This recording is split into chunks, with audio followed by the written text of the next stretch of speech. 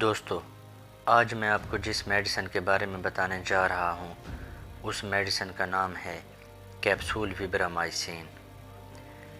Capsule विब्रामाइसिन एक अच्छा और सस्ता एंटीबायोटिक है।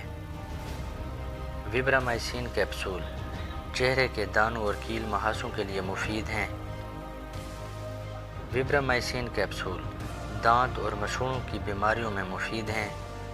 ज़ख्मों और दानों के लिए भी इस्तेमाल किए जाते हैं।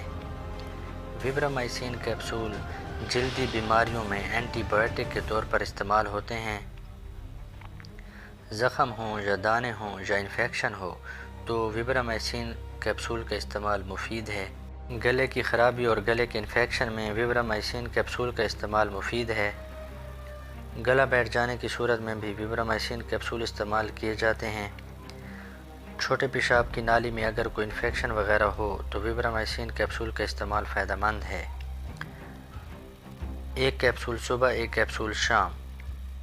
विब्रामाइसिन कैप्सूल एक डिब्बे में 120 कैप्सूलों की पैकिंग होती है।